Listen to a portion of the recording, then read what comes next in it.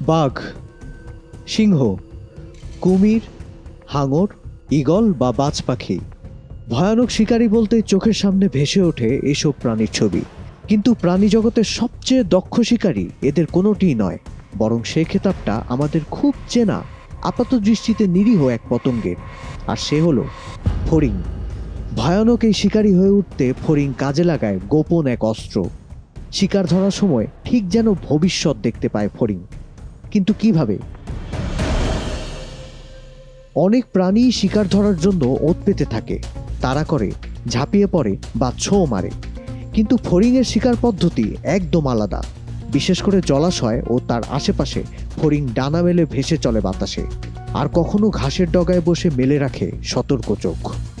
উড়ন্ত মশা, প্রজাপতি, মথ বা মাছি দেখতে পেলেই মুহূর্তের মধ্যে উড়ে পৌঁছে যায় তার কাছে।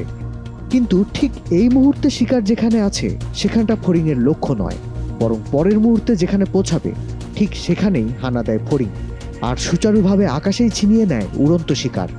গড়ে ১০০ বারের চেষ্টায় ৯৫ বারই শিকার ধরায় সফল হয় ফড়িং, যেখানে হাঙর সফল হয় গড়ে ৮০ বার, আর সিংহ গড়ে মাত্র ২৫ বার। পৃথিবীতে ডাইনোসরের আবির্ভাবেরও বহু আগে আকাশ জুড়ে উড়ে বেড়াতো যেসব ফড়িং, তার শুধু ডানার বিস্তারই ছিল ২.৫ ফুট। ২৫ থেকে ৩০ কোটি বছরের অভিযোজনের ফলে আকারে অনেক ছোট হয়ে এলেও ফড়িংয়ের শিকারের দক্ষতায় খুব বেশি এদিক সেদিক হয়নি। এমন ঝানু শিকারী হয়ে ওঠার পেছনে কাজ করে ফড়িংয়ের বিশেষ শারীরিক ও ডানার গঠন। তবে সবচেয়ে জরুরি তার চোখের ধরন ও কাজ। অন্যান্য পোকামাকড়ের সঙ্গে ফড়িংয়ের বড় এক পার্থক্য এখানেই। লাখ লাখ ছোট লেন্স মিলে তৈরি ফড়িংয়ের গুচ্ছ চোখ থাকে প্রায় গোটা মাথা জুড়ে। তার সাহায্যে সামনে থেকে পেছনে, ওপর থেকে নিচ পর্যন্ত প্রায় পুরোটাই দেখতে পায় ফড়িং। কোনো কোনো প্রজাতি ৪০ ফিট দূর পর্যন্ত কাজ চালিয়ে নেওয়ার মতো দেখতে পায় অতিবেগুনি ও পোলারাইজড আলোতেও। আরও মজার বিষয় হলো এক এক লেন্সে এক এক রং ধরা পড়ে। মানুষের মতোই কোনো নির্দিষ্ট লক্ষ্যে মনোযোগ দিতে পারে ফড়িং, আশেপাশে আর যা কিছুই ঘটে যাক না কেন। এমনকি এক ঝাঁক পোকামাকড়ের মধ্যে একটি মাত্র পোকাকে আলাদা করে শিকার করার ক্ষমতাও আছে তার।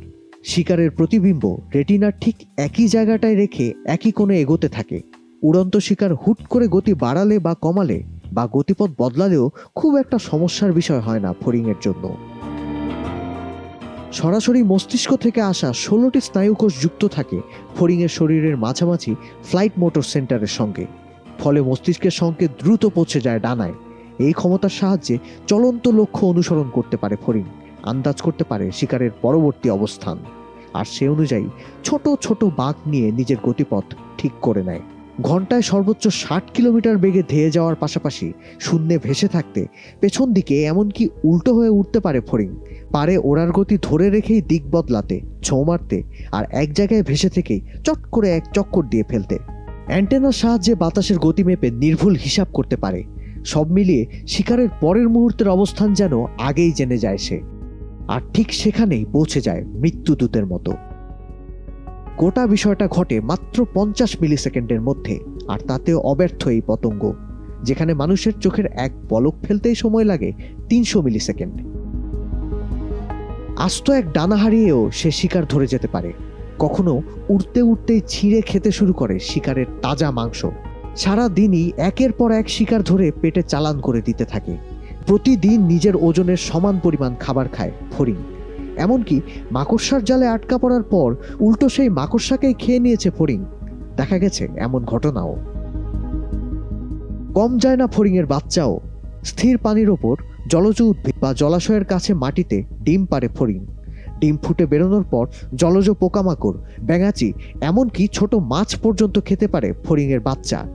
এভাবে জীবনের শুরু থেকে শেষ পর্যন্ত কীটপতঙ্গের সংখ্যা নিয়ন্ত্রণ করে পরিবেশের ভারসাম্য বজায় রাখতে অপরিহার্য এক ভূমিকা রাখে ফড়িং। দুর্দান্ত এই শিকার দক্ষতার কারণে ড্রোন সহ নানা প্রযুক্তির জন্য ফড়িং নিয়ে গবেষণা চালিয়ে যাচ্ছেন বিজ্ঞানীরা। জীববৈচিত্র্য নিয়ে বিচিত্র সব তথ্য পেতে নিয়মিত ভিজিট করুন prothomalo.com/video। ফলো করুন প্রথম আলোর ফেসবুক পেজ ও ইউটিউব চ্যানেল। থাকুন ভালোর সাথে, আলোর পথে।